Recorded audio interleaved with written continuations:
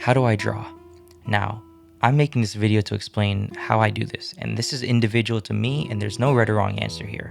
So while I warm up, I want to divide things into 3 different categories: shapes, values, and proportions. Now, every subject is made from different shapes put together.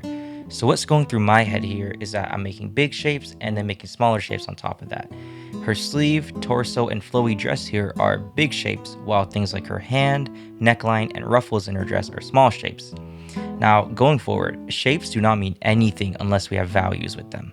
Values, in my eyes, pertain to where light shines and where it doesn't shine. Now, this is what creates form and structure in a drawing. For example, here, the darkness of her arm and lower back tell us that's where a shadow is, so the viewer can infer where the light is coming from. Now, finally, we have proportions. Now, this is something that I heavily struggle with to this day, but this is the ratio between the parts of a subject. For example, the size of the head versus the torso, or the size of the torso versus the legs. Now, here I was struggling with the length of the legs, and I didn't notice it at the time, but the chest was also disproportional. This is something that you kind of have to just pick up an eye for, as different people have obviously different proportions, and it's just up to the artist to kind of see that and draw that.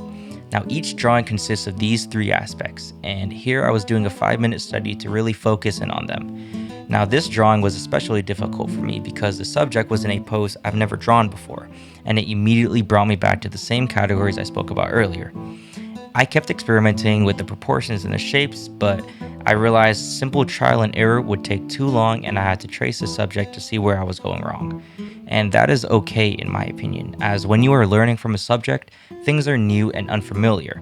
And I still tried to rely on it as little as I could to help me better connect what I was seeing to what I was drawing.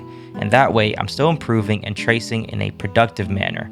And once I got the subject down, I started filling in the details, things like the helmet size, the length of the back, the placement of the shoes, where the knees go. It all started to make sense to me, and I would say that this was a great study. The way to get better at anything is by doing what is uncomfortable.